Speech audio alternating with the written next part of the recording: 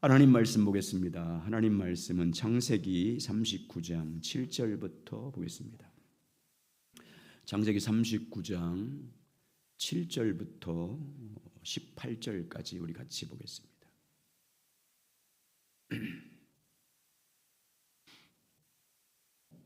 같이 읽겠습니다. 창세기 39장 7절부터 18절까지 시작.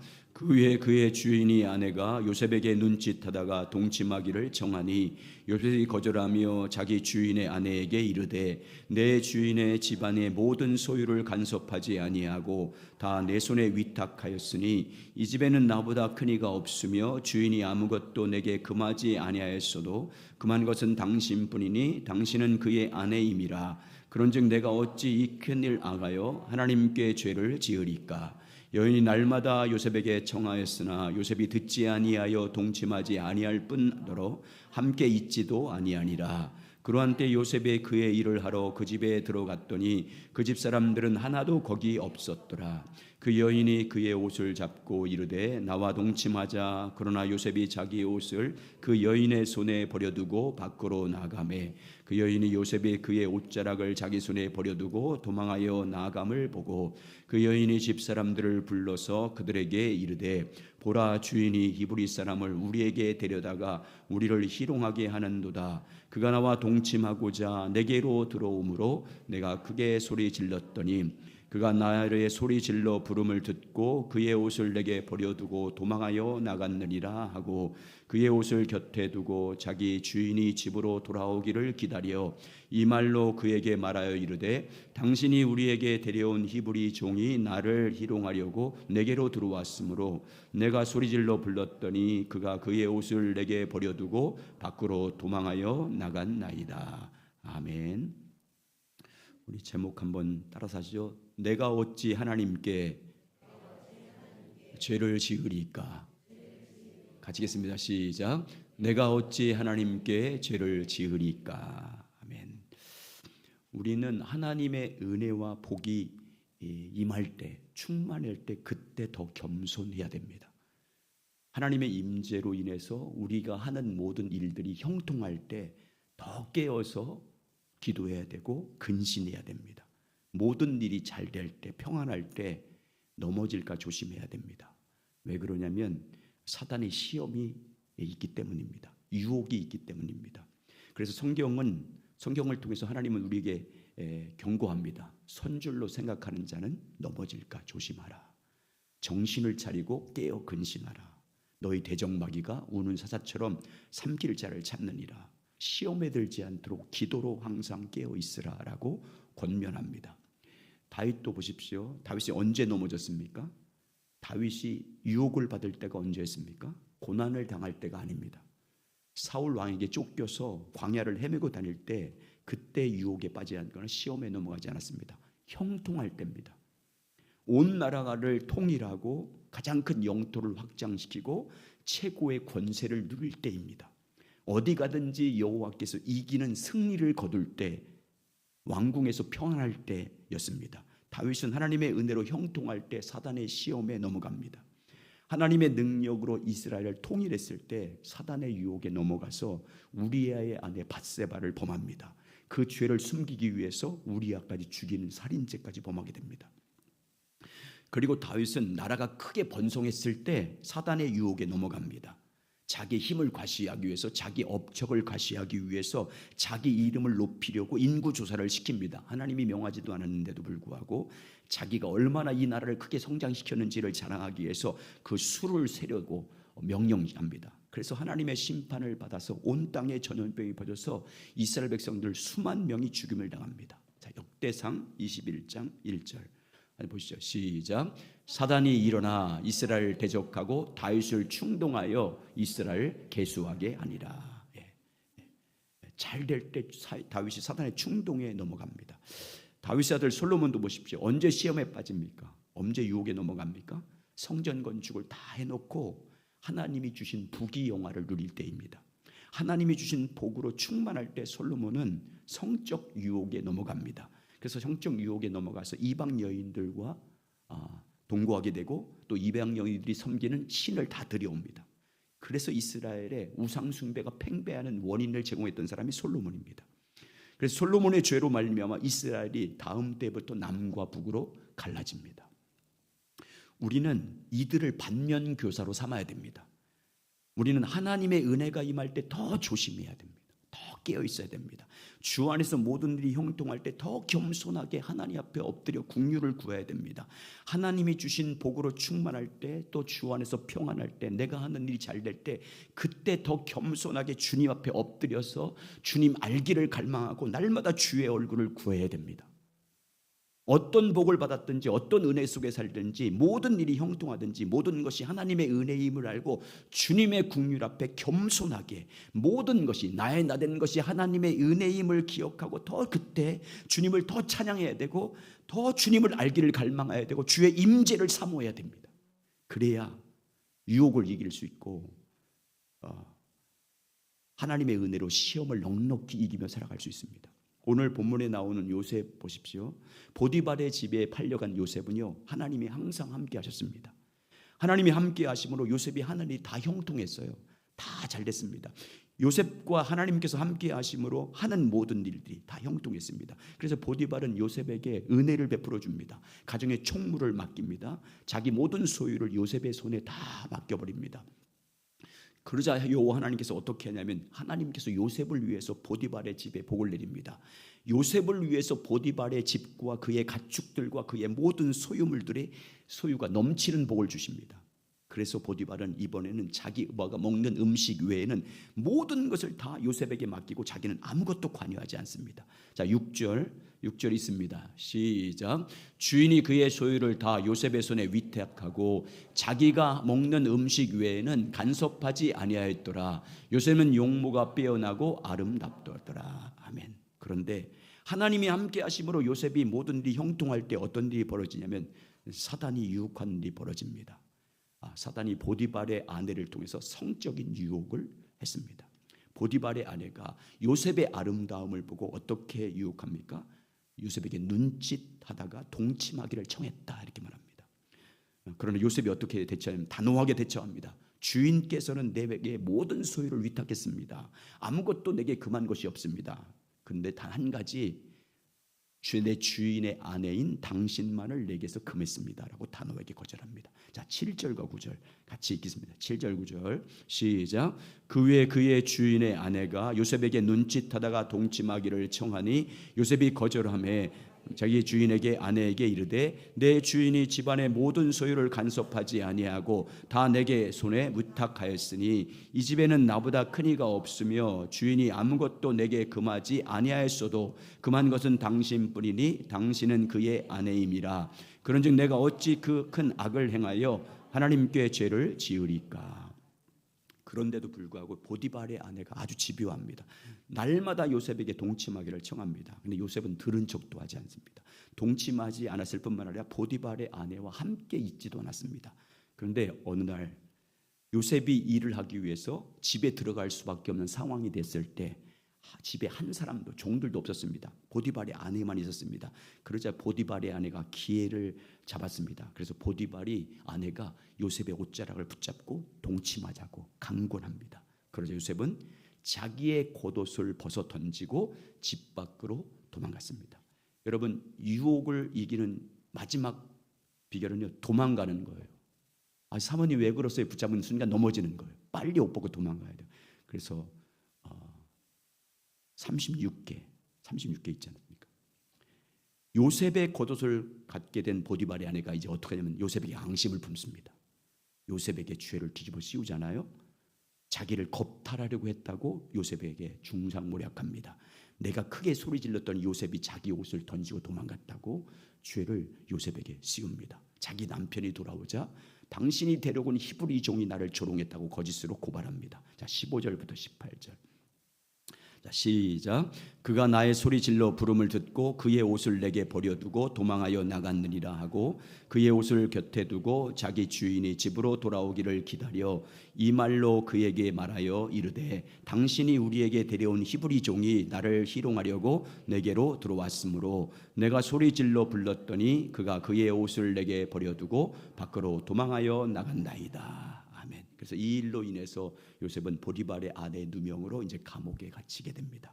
자, 오늘 아침에는 두 가지 측면에서 보겠습니다. 오늘 말씀을 하나님의 구속 역사적 관점으로, 또 하나님의 언약의 관점으로 봤을 때 오늘 요셉이 보디발의 아내에게 누명을 쓴 사건이 우리에게 주는 영적인 의미가 무엇인지 나누겠습니다. 언약의 하나님의 언약, 요셉과 이스라엘 백성들에게 준 그 언약의 측면에서, 또 하나님의 구속 역사 측면에서 오늘 사건이 주는 첫 번째 교훈은 요셉을 더욱 하나님의 온전한 믿음의 사람으로 연단하기 위한 하나님의 시험이었습니다. 하나님의 시험이었습니다. 정말 억울한 누명을 당하고 거짓으로 큰 위기를 만난 사건을 통해서 요셉의 신앙을 더욱더 온전하게 세우고자 하는 하나님의 연단이었습니다. 그럼에도 불구하고 지금까지 이루어놨던 것, 지금까지 보디발의 집에서 정말 수고함으로 말미암아 이루어놨던 모든 열매들 하루아침에 다 잃어버려도 그래도 그 가운데서도 하나님만 전적으로 의지하는 온전한 믿음의 사람으로 성장시키기 위한 하나님의 훈련이었습니다. 그래서 요셉이 하나님의 연단을 어떻게 합니까? 믿음으로 통과합니다. 하나님이 함께 하심으로 보디발의 집에서 이루어놓은 모든 것을 다 잃어버린 환경에서 낙심하지 않습니다. 하나님 한 분만을 의지합니다. 오직 믿음으로 하나님과 친밀히 교제하며 살아갑니다. 요셉이 하나님의 훈련을 통과함으로 한 단계 더 믿음의 사람으로 성장합니다. 감옥에 갇혔어도 오직 믿음으로 하나님만을 의지함으로 간수장의 사랑과 은혜를 입었습니다. 어디 가든지 하나님이 함께 하심으로 형통한 삶을 살아가게 됩니다. 우리 하나님은 여러분 이처럼 자기 택한 백성들을 시험합니다. 우리 하나님은 하나님의 부르심은 받은 사람들을 근실하게 계속해서 시험하십니다. 다루십니다. 자기 사람들을 훈련하십니다. 온전한 믿음으로 사람 세우기 위해서 하나님은 자기 자녀들을 훈련합니다. 예수 그리스도를 믿었다고 해서 믿음이 온전해지거나 그의 성품이 예수 그리스도의 형상을 담지 않았기 때문에 그런 모든 옛사람들을 깨뜨리기 위해서, 그래서 의와 평강의 열매를 맺게 하기 위해서 하나님은 자기 자녀들을 계속 연단하십니다. 점근과 같은 믿음의 사람으로 세우기 위해서 사랑하는 자들을 혹독하게 혹은 훈련하기도 하고 연단하기도 하고 시험에 빠지기도 합니다. 동방의 의인이었던 욥도 보십시오. 하나님께서 욥을 어떻게 합니까? 욥이 하나님이 자랑할 만한 믿음의 사람이었지 않습니까? 그럼에도 불구하고 사탄을 통해서 시험하게 합니다. 인생의 큰 시련을 통해서 욥의 신앙을 단련합니다. 욥이 어떤 시험을 받습니까? 하루아침에 모든 것을 빼앗깁니다. 재산도 다 잃어버리고 자식 아들, 딸 다 죽게 되고 건강까지 잃어버립니다. 심지어 자기 아내마저도 하나님을 저주하고 죽으라고 그렇게 저주하고 욥의 곁을 떠납니다. 그런 연단을 받습니다. 여러분 하나님께서 욥의 시험하는 목적이 뭡니까? 요셉이 만난 시험을 통해서 요셉의 신앙을 점금 같은 믿음으로 나오게 해서 하나님은 시험함을 볼 수 있습니다. 그냥 말로만 듣는 하나님이 아니라, 지식적으로만 하는 하나님이 아니라, 교리적으로만 하는 하나님이 아니라 자기가 만난 하나님, 자기 눈으로 보고 손으로 만진 하나님을 믿는 신앙으로 성숙하게 하기 위해서 욥을 계속 연단하십니다. 그래서 나중에 그 시험을 통과한 다음에 욥이 뭐라고 고백합니까? 이렇게 고백하잖아요. 욥기 42장 3절과 6절에서 이렇게 고백합니다. 자, 같이 읽습니다. 시작. 무지한 말로 이치를 가린 자가 누구이니까? 나는 깨닫지도 못한 일을 말하였고 스스로 할 수도 없고 헤아리기도 어려운 일을 말하였나이다. 내가 말하겠사니 주는 들으시고 내가 주께 묻겠사오니 주여 내가 알게 하소서. 내가 주께 대하여 귀로 듣기만 하였사오니 이제는 눈으로 주를 배움나이다. 그러므로 내가 스스로 거두어드리고 티끌과 재 가운데서 회개하나이다. 여러분 욥은 시험당하지 않았으면 그는 사람들로부터 듣는 하나님이었어요. 사람들이 말하는 하나님에 대해서 듣는 하나님이었어요. 자기가 만나거나 자기가 경험한 하나님이 아니에요. 눈으로 보는 하나님이 아니었습니다. 그런데 시험을 통해서 눈으로 하나님을 보는 자로 바뀌었습니다. 시험의 목적이 이렇습니다. 시험을 받으면 그래서 전적으로 주님 앞에 엎드리면 주님을 만날 수 있습니다. 아브라함도 보십시오. 100세가 되었을 때 사라의 몸을 통해서 아들 이삭을 낳지 않습니까? 100세에 낳으니까 이삭이 얼마나 귀하겠습니까? 아브라함은 자신의 생명보다 귀한 아들, 그래서 더 사랑했습니다. 그래서 하나님께서도 인정해서 네가 사랑하는 네 독자 이삭 이렇게 표현하지 않습니까? 그렇게 귀하게 여깁니다. 그런데 하나님께서 아브라함에게 시험합니다. 아브라함을 시험하시려고 이렇게 말하잖아요. 아브라함이 가장 사랑하는 아들, 자기 생명보다 귀한 그 아들을 모리아 산으로 가서 하나님께 번제로 바치라고 말씀합니다. 이것은 아브라함에게 있어 엄청난 시험입니다. 그러나 아브라함이 어떻게 합니까? 그 시험을 통과합니다. 자기 가장 사랑하는 독자 이삭을 하나님께 번제로 바칩니다. 모리아 산으로 가서 제단을 쌓고 아들 이삭을 드립니다. 아브라함의 믿음을 보신 하나님이 어떻게 합니까? 이삭을 살립니다. 이삭을 바친 아브라함의 믿음을 의로 인정해 주십니다.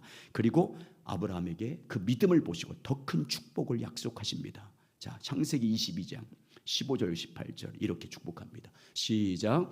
여호와의 사자가 하늘에서부터 두 번째 아브라함을 불러 이르시되 여호와께서 이르시기를 내가 나를 가리켜 맹세하노니 내가 이같이 행하여 내 아들 내 독자도 아끼지 아니하였은즉 내가 내게 큰 복을 주고 내 씨가 크게 번성하여 하늘의 별과 같고 바닷가의 모래와 같게 하리니 내 씨가 그 대적의 성문을 차지하리라. 또 내 씨로 말미암아 천하 만민이 복을 받으리니 이는 내가 나의 말을 준행하였음이니라 하셨다 하니라. 아멘. 우리 하나님은 자기 택한 백성들을 시험하십니다.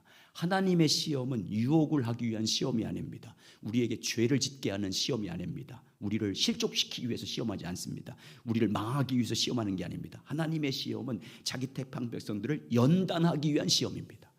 온전한 믿음의 사람으로 성숙하게 하기 위한 시험입니다. 오직 하나님으로 만족하게 되고 하나님만을 전적으로 의지하는 어떤 상황에도 그 하나님만을 신뢰하는 믿음의 사람으로 세우기 위한 훈련을 하십니다. 그래서 우리가 가장 좋아하고 가장 소망을 두고 있고 사랑하는 것을 빼앗아가기도 합니다. 왜? 그래도 하나님을 더 사랑하는 믿음의 사람으로 만들기 위해서 더 큰 믿음의 사람으로 더 큰 은혜의 자리로 더 큰 복을 받을 만한 하나님의 그릇으로 인도하기 위한 징계를 끊임없이 하십니다. 여러분, 그래서 시험당하는 것을 이상하게 생각하지 말고 뭐라고 그래요? 성경에서는 불같은 시험을 만나면 기뻐하라고 말합니다. 자, 야고보서 1장 2절과 5절 야고보서 시작. 내 형제들아 너희가 여러 가지 시험을 당하거든 온전히 기쁘게 여기라. 이는 너의 믿음의 시련이 인내를 만들어내는 줄 너희가 알미라. 인내를 온전히 이루라. 이는 너희로 온전하고 구비하여 조금도 부족함이 없게 하려 함이라. 너희 중에 누구든지 지혜가 부족하거든 모든 사람에게 후히 주시고 꾸짖지 않으신 하나님께 구하라. 그리하면 주시리라. 우리 하나님은 근실하게 시험하십니다. 그러므로 여러분 어떤 시험을 만나든지 믿음으로 받으시길 주의 이름으로 축복합니다. 피하지 안 돼요. 시험을 피하거나 원망하거나 도망가면 안 돼요. 감당해야 돼요. 내가 믿음으로 극복해 나가야 돼요. 그때 그 시험을 당할 때 전적으로 나를 정금 같아 나오실 하나님을 믿고 온전한 사람으로 세워주실 그 하나님을 믿음으로 담대하게 그 시험의 자리에서 정말 전심으로 주님의 얼굴을 구하는 여러분 되시길 주의 이름으로 축원합니다. 더 주님과 친밀히 교제해서 주님의 인도하심과 뜻하심이 무엇인지를 알기를 갈망하면서 전심으로 주님을 찾음으로 그 믿음을 통과해서 마침내 복이 되게 하신 하나님, 여러분을 정금 같은 믿음의 사람으로 나오게 하신 그 하나님을 보기를 주의 이름으로 축복합니다. 두 번째, 오늘 이 요셉이 누명을 쓴 사건, 이 사건을 통해서 언약과 구속사적인 측면에서 준 두 번째 교훈은요, 이 사건은요 결국은 누명을 쓰고 감옥에 간 사건은요 요셉을 애굽 왕 바로 앞에 세우기 위한 하나님의 섭리였습니다. 하나님이 주신 꿈을 성취하기 위한 하나님의 섭리였습니다. 요셉의 인생의 여정을 보십시오. 결과론적으로 요셉의 인생의 과정을 보십시오. 보디발의 아내의 거짓 누명으로 요셉은 어떻게 되냐면 감옥에 갇힙니다. 그 감옥이 어떤 감옥이냐면 애굽의 고위 공직자들이 갇히는 감옥입니다. 바로 왕궁에서 왕을 측근에서 섬겼던 장관들이 갇히는 감옥입니다. 하나님께서는 감옥에 갇힌 요셉을 어떻게 합니까? 누명을 쓰고 감옥에 온 요셉을 하나님에게 뭐하는 인자를 더했다. 인자를 더하셔서 간수장에게 은혜를 받게 하십니다. 그래서 간수장은 요셉의 손에 모든 업무를 다 맡깁니다. 이걸 보면요, 하나님과 함께하는 사람, 하나님의 신실한 사람들은 어디 가든지 하나님이 형통하게 하시는 거예요. 어디 가든지 누구를 만나든지 시험도 있고 환난도 있지만 그러나 인자를 더해 주셔서 사람들로부터 존귀 여김을 받게 하십니다. 신뢰를 받게 하십니다. 요셉이 간수장이 요셉에게 모든 일을 다 맡길 정도로 신뢰를 받았습니다. 그러자 하나님께서 어떻게 하냐면 하나님께서 요셉과 함께 하심으로 요셉이 하는 모든 범사, 그 간수장 그 감옥에서 하는 모든 일을 다 형통하게 하십니다. 21절 23절 창세기 29절 시작. 여호와께서 요셉과 함께 하시고 그에게 인자를 도와사 간수장에게 은혜를 받게 하시매 간수장이 옥중 죄수를 다 요셉의 손에 맡김으로 그 재반 사물을 요셉이 처리하고 간수장은 그의 손에 맡긴 것을 무엇이든지 살펴보지 아니하였으니 이는 여호와께서 요셉과 함께 하심이라. 여호와께서 그를 범사에 형통하게 하셨더라. 아멘. 자, 그런데 요셉이 감옥의 업무를 볼 때 어떤 일이 발생하냐면 감옥에 갇혀있던 두 장관, 술 맡은 장관과 또 떡 맡은 관원장이 동시에 꿈을 꾸게 됩니다. 그런데 그들은 그 꿈을 해석할 능력이 아무도 없었습니다. 그래서 그 꿈을 누가 해석합니까? 요셉이 해석합니다. 그리고 요셉이 해석한 대로 됩니다. 요셉이 그 꿈을 해석한 대로 떡 맡은 장관은 죽임을 당하고 술 맡은 장관은 복직을 하게 됩니다. 그런 다음에 나중에 시간이 흐른 다음에 어떤 일이 벌어지면 바로 왕이 꿈을 꿉니다. 꿈을 꿨는데 애굽의 어떤 지혜자들도 어떤 권세자들도 이 요셉 바로 왕이 꾼 꿈을 아무도 해석하지 못합니다. 그때 비로소 술 맡은 장관이 기억합니다. 감옥에 갇혔을 때 자기 꿈을 해석해준 요셉을 기억합니다. 바로 왕에게 요셉을 소개합니다. 그래서 바로 왕에게 선 요셉이 어떻게 합니까? 바로 왕이 꾼 두 가지 꿈을 정확하게 해석해 줍니다. 그리고 요셉이 해석한 꿈대로 애굽의 7년대 풍년이 일어나고 그리고 그 위에 7년대 흉년이 임하게 됩니다. 그러자 요셉의 꿈을 바로 왕의 꿈을 해석한 이것을 본 요셉을 본 바로 왕이 어떻게 하냐면 요셉을 애굽의 총리로 세웁니다. 자, 보시죠. 41장 37절 43절 시작. 바로가 그의 모든 신하가 이 일을 좋게 여긴지라. 바로가 그의 신하들에게 이르되 이와 같이 하나님의 영이 감동된 사람을 우리가 어찌 찾을 수 있으리요 하고 요셉에게 이르되 하나님이 이 모든 것을 내게 보이셨으니 너와 같이 평전하고 지혜 있는 자가 없도다. 너는 내 집을 다스리라. 내 백성이 다 내게 명령에 복종하리니 내가 너보다 높은 것은 내 왕자뿐이니라. 바로가 또 요셉에게 이르되 내가 너를 애굽 온 땅의 총리가 되게 하노라 하고 자기의 인장 반지를 빼어 요셉의 손에 끼우고 그에게 세마포 옷을 입히고 금사슬을 목에 걸고 자기의 복음술에 그를 태우고 무리가 그의 앞에 소리지기를 엎드리라 하더라. 바로가 그에게 애굽 종국의 총리로 다스리게 하였더라. 그래서 이때 바로 왕 이름이 힉소스예요. 힉소스 왕조 때 이 바로 왕이 요셉에게 모든 정권을 다 맡깁니다. 무엇이 성취됐습니까? 창세기 37장에서 하나님의 꿈, 요셉 16살 때 그 꿈이 실제로 지금 이루어졌잖아요. 애굽에서 가장 존귀한 자가 됩니다. 애굽의 총리가 된 요셉은요, 하나님의 구속 역사를 성취하는 주인공이 됩니다. 그래서 총리가 된 요셉이 야곱 자기 아버지의 모든 식구들 70명을 다 데리고 옵니다. 그리고 그들이 애굽에게 정착하게 만듭니다. 그리고 430년 동안 놀랍게 이스라엘 민족 12지파로 형성된 민족을 형성하게 됩니다. 아브라함에게 네가 내가 지시한 땅으로 가면 너로 말미암아 네 후손을 큰 민족을 이룰 것이다. 그 큰 민족 나라를 세우겠다는 거예요. 어떤 나라요? 하나님만 섬기는 나라.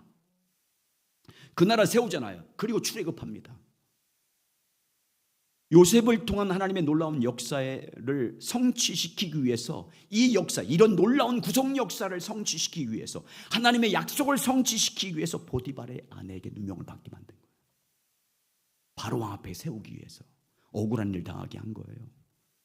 결과론적으로 요셉을 통한 하나님의 언약, 이 궁극적인 아브라함 때부터 약속된 그 궁극적인 언약을 성취하기 위해서 하나님은 요셉을 시험함 당하게 한 거예요. 요셉을 통해서 하나님의 역사를 이루기 위해서 억울함을 당하게 한 것입니다. 요셉이 하나님의 섭리와 인도하심에 순종함으로 하나님의 꿈이 성취된 거예요. 믿음으로 받아들였기 때문에 자기가 만난 사건을 믿음으로 받아들였기 때문에 하나님의 역사가 이루어진 겁니다. 하나님의 언약의 성취자가 주인공이 됐어요. 만약에 여러분 요셉이 억울한 일을 당했을 때 하나님을 원망했다든지 좌절했다든지 거짓 누명 때문에 낙심했다든지 해보십시오. 그래서 하나님을 떠났다고 생각해 보십시오. 하나님이 주신 꿈은 이루어지지 않았습니다. 복이 되지 못했어요. 그러나 믿음으로 받음으로 그 모든 시험을 믿음으로 받음으로 말미암아 하나님이 복이 되게 하셨습니다. 우리는요, 그래서 주 안에 부르심을 받은 우리들은 무슨 일 만나든지 믿음으로 받으면 복이 됩니다. 믿음으로 받으면, 그것이 슬픈 일이든 그것이 시험이든 어떤 문제든지 그걸 내가 믿음으로 받아서 주만 바라보면 하나님이 놀라운 일을 행하신 것을 경험할 수 있습니다. 하나님을 내가 만날 수 있습니다. 어떤 억울한 일이든지 어떤 환경과 조건 속에 있든지 주 안에서 그 상황 가운데 주의 얼굴을 구하면 하나님이 승리하게 하십니다. 여러분과 제가 알 수 없는 크고 놀라운 일을 행하십니다. 하나님께서 우리를 복이 되게 하시고 하나님을 언약이 이루어지게 하시고 원수들을 굴복시킵니다. 그러므로 여러분, 어떤 상황에 있든지 그 상황에서 주만 바라보시기 바랍니다. 어떤 상황 속에도 하나님을 예배하시길 주의 이름으로 축원합니다. 내가 어떤 억울함을 당해도 그것을 억울함을 내 감정으로 풀려고 하지 말고, 내 힘으로 해결하려지 말고, 내가 원수가 풀려고 하지 말고, 그때 주님을 찾으시는 기회로 삼으시길 주의 이름으로 축원합니다. 전심으로 주님을 구하심으로 하나님이 여러분을 복이 되게 하시고 하나님이 여러분을 높여주실 때까지 가만히 잠잠하시 주님을 찾으시길 주의 이름으로 축원합니다. 그래서 하나님이 함께 하심으로 범사를 형통케 해주시고 결국 복이 되게 하신 하나님을 누리시길 예수님의 이름으로 축복합니다. 자, 그러면 마지막으로 오늘 요셉이 보디발의 아내의 유혹을 이긴 비결에 대해서 같이 나누겠습니다. 하나님 앞에서 요셉이 죄의 유혹을 이기고 승리한 비결 두 가지입니다. 첫 번째, 사람에게 악을 행하는 것은 곧 하나님께 죄를 짓는 것이라는 분명한 인식이 요셉에게 있었어요. 사람에게 죄를 범하는 것은 곧 누구에게 죄를 짓는 거예요? 하나님께 죄를 짓는 것이라는 분명한 인식이 있었습니다. 보디발의 아내는요, 요셉의 용모의 빼어남을 보고 계속 유혹합니다. 요셉의 외적인 아름다움을 보고 계속 동침하자고 유혹합니다. 자기 권력을 이용해서 요셉을 미혹하지 않습니까? 그러나 요셉은 전혀 요동함이 없습니다. 보디발의 아내의 집요한 유혹에도, 이렇게 집요한 여자가 어디 있습니까? 절대 넘어가지 않습니다. 보디발의 아내 말을 듣지도 않고 보디발의 아내와 함께 있지도 않습니다. 요셉이 보디발의 아내의 집요한 유혹에도 결코 흔들지 않은 이유는 무엇 때문이냐면 사람에게 죄를 범하는 것은 곧 하나님께 죄를 범하는 것이란 분명한 인식이 있었습니다. 사람과의 관계에서 해를 입히는 것은 곧 하나님께 해를 입히는 것이라는 믿음이 있었습니다. 보디발의 아내와 동침하는, 간음하는 것은 곧 하나님께 죄를 범하는 것이었기 때문에 절대 유혹에 넘어가지 않았어요. 그래서 이렇게 고백하잖아요. 9절 보세요. 9절 보십시오. 시작. 이 집에는 나보다 큰 이가 없으며 주인이 아무게 또 내게 금하지 아니한 것도 금한 것은 당신뿐이 당신은 그의 아내임이라. 그런즉 내가 어찌 이 큰 악을 행하여 하나님께 죄를 지으리까. 여러분, 이 말씀을 보면요, 요셉이 정말 누구의 관점으로 누구 앞에서 살고 있는지를 정확하게 보여주고 있잖아요. 보디발의 이 아내의 유혹을 거부한 것은요, 보디발의 주인과 약속 때문이었어요. 주인이 금한 것은 당신뿐입니다. 나는 그래서 당신의 아내를 금할 수 없습니다. 이렇게 말합니다. 그러나 요셉이 보디발의 아내의 유혹을 넘어갈 수 있었던 근본적인 이유는요, 요셉의 믿음 때문이에요. 믿음. 보디발의 아내와 동침하는 것은 곧 하나님께 죄를 짓는 것이란 믿음 때문이에요. 사람을 해하는 것은 곧 하나님께 죄를 짓는 것이란 분명한 믿음 때문이에요. 사람을 속이고 사기치는 것은 하나님을 속이는 것이라는 죄라는 분명한 믿음 때문이에요. 사람을 아프게 해주고 사람에게 상처를 주고 실족시킨 것은 곧 하나님께 죄를 범하는 것이라는 분명한 믿음 때문이에요. 사람 관계에서 악을 행하는 것은 곧 하나님께 죄를 짓는 것이라는 믿음 때문이에요. 그래서 요셉이 보디발의 집요한 유혹에도 절대 넘어가지 않습니다. 내가 어찌 이 큰 이 악을 행해서 하나님께 죄를 지으리까. 이건 보디발의 아내의 관계의 문제가 아니에요. 사람 관계의 관계에서 나타나는 모든 관계는요, 주님과의 관계인 거예요. 우리 하나님은요, 하나님께 직접적으로 죄는 짓만을 죄로 여기지 않아요. 사람에게 짓는 죄도 하나님께 죄를 범한 것이라고 분명히 말씀하고 있어요. 율법 보세요. 율법. 여러분, 하나님은 크게 두 가지로 율법을 나누지 않습니까? 하나님께 짓는 죄 그리고 사람에게 짓는 죄 둘로 나눕니다. 10계명 보면 1계명에서 4계명까지는 하나님에 관한 계명이고 또 5계명에서 10계명까지는 사람과의 관계에서 죄를 범하는 거지 않습니까? 그런데 여러분, 죄를 범한 사람이 속죄를 받으려면 어떻게 해야 돼요? 그것이 하나님께 죄를 졌든지 사람에게 죄를 범했든지 속죄 받으려면 동일하게 하나님께 나와서 속죄 제물을 드려야 돼요. 피로. 둘 다 하나님께 죄를 지었든지 사람에게 죄를 졌든지 둘 다 짐승의 피로 제사를 드려야 용서를 받아요. 우리에게 무엇을 시사해 주고 있는 거예요? 하나님께만 죄를 짓는 것만 회개한다고 되는 게 아니라 그 말이에요. 사람 관계에서 죄를 범한 것은 곧 하나님께 죄를 범한 거예요, 여러분. 사람과의 관계에서 죄를 범한 것, 다른 여자와 가는 건 그건 다른 여자의 관계가 아니에요. 하나님께 악을 행하는 거예요. 다른 사람의 물건을 탐내거나 도둑질하는 것, 그건 하나님께 죄를 짓는 거예요. 다른 사람에게 거짓 증거하는 것, 그것 곧 하나님께 죄를 짓는 거예요. 다른 사람에게 악을 행하거나 다른 사람에게 손해를 입히거나 다른 사람에게 상처를 주면 곧 하나님께 죄를 진 것이기 때문에 하나님께 용서받아야 되고, 상처나 손해를 입은 사람에게 찾아가서 용서를 구하고 보상해 줄 것이면 그거에 5분의 1을 더해서 갚으라고 하잖아요. 말로만 여러분 손해 입히고 상처 입고 나서 말로만 여러분 미안하다고 하면 안 돼요. 예수님 보십시오. 지극히 작은 자에게 한 게 누구에게 한 거래요? 내게 한 거라고 하잖아요. 지극히 작은 자에게 먹을 것을 준 것은 나에게 먹을 걸 준 것이고, 지극히 작은 자가 목마를 때 마실 것을 준 것은 곧 나에게 한 것이다. 지극히 작은 자들이 헐벗고 병들고 옥에 갇히고 고통당할 때 그들을 돌본 것은 곧 나에게 한 것이다. 그러므로 심판받을 때 지극히 작은 자를 섬긴 그들을 나를 섬긴 상을 받는다. 나와 같은 나를 섬긴 상. 그러나 반대로 여러분, 주님 말씀, 지극히 작은 자가 줄일 때 먹을 걸 주지 않았어요. 주님께 주지 않은 거예요. 지극히 작은 자가 목마를 때 외면했어요. 아는 척도 하지 않고 살피지도 않았어요. 주님께 하지 않는 거예요. 그럼 뭐래요? 그런 사람들에게 주님께 지극히 작은 자에게 하지 않는 것은 내게 하지 않는 것으로 내게 심판을 받는다.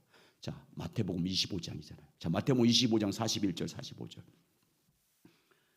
시작. 또 왼편에 있는 자들에게 이르되 저주를 받은 자들아, 나를 떠나 마귀와 그의 사자들을 위하여 예비된 영원한 불에 들어가라. 내가 줄일 때 너희가 먹을 것을 주지 아니하였고, 목마를 때 마시지 아니하였고, 나그네 되었을 때 영접하지 아니하였고, 헐벗었을 때 옷 입히지 아니하였고, 병들었을 때와 옥에 갇혔을 때와 돌보지 아니하였느니라 하시니, 그들도 대답하여 이르되 주여, 우리가 어느 때에 주께서 줄인 것이나 목마른 것이나 나그네 된 것이나 헐벗은 것이나 병든 것이나 옥에 갇힌 것을 보고 공양하지 아니하더이까. 이에 임금이 대답하여 이르되 내가 진실로 너희에게 이르노니 이 지극히 작은 자 하나에게 하지 않은 것이 곧 내게 하지 아니한 것이니라 하시니라. 그리고 우리는요, 구제를 잘해야 돼요. 여러분, 고통당하는 사람들, 뭐 홍수라든지 어떤 피해라든지 이렇게 가만히 있으면 안 돼요. 여러분, 우리의 힘을 다해서, 하나님이 내게 주신 힘을 다해서 구제도 해야 되고 봉사해야 되고, 여러분의 물질을 사용해야 돼요. 여러분의 몸을 사용해야 됩니다. 사도 바울도 보십시오. 우리는 이 다 무엇을 하든지 눈가림으로 사람에게 보이려고 하지 말고, 사람에게 보이려고 일한다든지, 사람에게 보이려고 사람에게 잘한다든지, 사람에게 보이려고 구제한다든지, 사람에게 보이려고 기도한다든지, 그렇게 하지 말래요. 무엇을 하든지 누구에게 하듯 하래요? 주께 하듯 하래요. 그럼 주님의 상급을 받는데, 주님을 섬긴 상. 에베소서 6장 5절과 8절 여러 군데 있는데, 에베소서 6장 5절과 8절 시작. 종들을 두려워하고 떨며 성실한 마음으로 육체의 상전에 순종하기를 그리스도께 하듯 하라. 눈가림으로 하여 사람을 기쁘게 하는 자처럼 하지 말고 그리스도의 종들처럼 마음으로 하나님의 뜻을 행하고 기쁜 마음으로 중계기를 주께 하듯 하고 사람에게 하듯 하지 말라. 이는 각 사람이 아는지 종이나 자유이나 주께로부터 그대로 받을 줄 알미라. 여러분, 교회는 주님의 몸이에요. 예수 그리스도를 믿음으로 말미암아 구원받은 지체들, 우리 모두 각 예수 그리스도 안에 구원을 받아서 주님의 몸된 성도들은 다 주님의 몸이에요. 주의 형제들이에요. 여러분, 우리가 여기서 주님을 어떻게 섬겨요? 주님을 사랑하는 게 어떻게 사랑해요? 교회를 사랑하는 거예요. 성도들 사랑하는 게 주님을 사랑하는 거예요. 성도들을 섬기는 게 주님을 섬기는 거예요. 내게 하는 것이라고 하잖아요. 이 주님의 몸인 성도들을 해롭게 안 하고 상처 주는 것은 주님 앞에 죄를 짓는 거예요. 악이에요, 악. 교회를 흩어버리는 사람들은 아주 사악한 사람들인 거예요. 실족시키는 사람들은 아주 악한 거예요. 악한 죄를 짓는 거예요. 하나님께 죄를 짓는 거예요. 사람에게만 단순하게 상처 준다고 생각하면 안 돼요. 그 믿음이 없는 거예요. 세상 살아갈 때 사람들 앞에서 죄를 범하는 것은 주님께 죄를 짓는 거예요. 이웃을 아프게 한 것은요, 주님을 아프게 한 거예요. 지극히 작은 자에게 하는 것이 곧 주님께 하는 것이기 때문에, 그러므로 여러분, 우리가 죄를 범하지 않으려면 요셉처럼 이렇게 사람에게 하는 죄는 곧 주님께 죄를 짓는 분명한 믿음과 인식이 있어야 돼요. 그래야 죄를 범하지 않아요. 내 이웃을 내 몸처럼 사랑하는 것이 주님을 사랑하는 것입니다. 그런 믿음으로 주님 섬기듯이 지극히 작은 자라도 절대 해하지 않고 사기치지 말고 속이지 말고 넘어지게 하지 말고 절대 간음하지 말고 살인하지 말고 이런 것들을 행하지 않으므로 정말 주님 앞에서 모든 죄를 이기는 능력자가 되시길 주 여러분을 축원합니다. 두 번째, 요셉이 보디발의 유혹을 이긴 비결은요, 하나님의 임재 앞에서 살았기 때문이에요. 보디발의 아내와의 좋은 코람데오, 하나님 앞에서 살았기 때문이에요. 여러분, 요셉은요 한참 정욕이 불타는 20대였어요. 보디발의 아내는요 출세의 발판으로 삼을 수 있는 좋은 사람이었습니다. 보디발의 아내와 좋은 관계를 맺으면 얼마든지 호의호식하며 살 수 있었고요, 적당히 즐기며 살면 인생 편하게 살 수 있었어요. 그럼에도 불구하고 요셉이 보디발의 아내의 유혹을 물리칠 수 있었던 것은요, 하나님 때문이에요. 하나님 앞에서 살았어요. 하나님의 임재 앞에 살았기 때문입니다. 하나님이 보는 앞에서 살았기 때문입니다. 요셉은 보이는 사람, 보이는 환경을 보지 않았어요. 하나님 앞에서 살았어요. 임재 앞에서 살았습니다. 자기를 통찰하고 계신 하나님을 항상 인식하고 의식하고 믿고 살았습니다. 그래서 사람은 속일 수 있어도 하나님은 속일 수 없음을 알았습니다. 사람에게는 숨길 수 있어도 하나님께서는 숨길 수 없다는 것을 알았습니다. 하나님께서 보고 계시기 때문에 보디발의 아내의 유혹을 해도 넘어갈 수 없었습니다. 임재 앞에서 사람들의 유혹과 시험을 넉넉히 이길 수가 있었습니다. 동조할 수 없었어요. 사람들의 함께 죄를 즐기고 그런 것들에 동조할 수 없고 그 속임에 넘어갈 수도 없었습니다. 왜? 하나님이 함께 하시는 그 임재 앞에서 살았기 때문입니다. 그래서 여러분, 나중에 요셉이 자기를 팔았던, 애굽 땅에 팔았던 형제들을 만났습니다. 형제들이 요셉이 바로 자기가 판 아들이, 동생이 애굽의 총리가 됐다는 사실을 알게 되지 않습니까? 그때 야곱이 죽자 두려움에 빠집니다. 혹시 요셉이 보복하진 않을까 두려워서 그 앞에 나가지도 못하고 있잖아요. 그때 그 소식을 든 요셉이 그들 앞에서 뭐라고 말합니까? 형님들, 나를 이곳에 팔았으므로 근심하지 마십시오. 두려워하지 마십시오. 내가 보복할까 봐서 두려워하지 마십시오. 애굽에 나를 보낸 것은 형님들이 아닙니다. 다 하나님의 관점으로 보는 거예요. 요셉은 나를 이 땅에 보낸 것은 하나님이 형님들을 구원하기 위해서 먼저 나를 보낸 것입니다. 하나님 보낸 것입니다. 창세기 45장 4절과 5절 시작. 요셉이 형들에게 이르되 내게로 가까이 오소서. 그들이 가까이 가니 이르되 나는 당신들의 아우 요셉이니 당신들이 애굽의 판자라. 당신들이 나를 이곳에 팔았다고 해서 근심하지 마소서, 한탄하지 마소서. 하나님이 생명을 구원하시려고 나를 당신들보다 먼저 보내셨나이다. 요셉은요 항상 하나님 관점으로 모든 것을 해석했어요. 하나님, 모든 것을 하나님을 계산했어요. 하나님 앞에서 살았습니다. 하나님을 인식하고 살았습니다. 그러니까 유혹도 이기고 시험도 이기고 보복도 하지 않아요. 자기가 보복하지 않잖아요. 주님께 다 맡기고. 우리가 죄를 범하지 않으려면요 하나님 앞에서 살아야 됩니다. 임재 안에서 성전 의식을 가지고 내 안에 성령 하나님이 계심을 믿는 분명한 믿음을 가지고 살면 어떻게 죄를 범합니까? 성령님 어디 계십니까? 우리 안에 계십니다. 아멘. 고린도전서 3장 16절 시작. 너희는 너희가 하나님의 성전인 것과 하나님의 성령이 너희 안에 계신 것을 알지 못하느냐. 아멘. 빌립보서 1장 21절 여기는 내게 사는 이는 그리스도니, 내 안에 사는 그리스도예요. 갈라디아 2장 20절 보세요. 시작. 내가 그리스도와 함께 십자가에 못 박혔나니 그런즉 이제는 내가 사는 것 아니요 오직 내 안에 그리스도께서 사시는 것이라. 이제 내가 육체 가운데 사는 것은 나를 사랑하사 나를 위하여 자기 자신을 버리신 하나님의 아들을 믿는 믿음 안에서 사는 것이라. 이제 내 안에 사는 이가 그리스도입니다.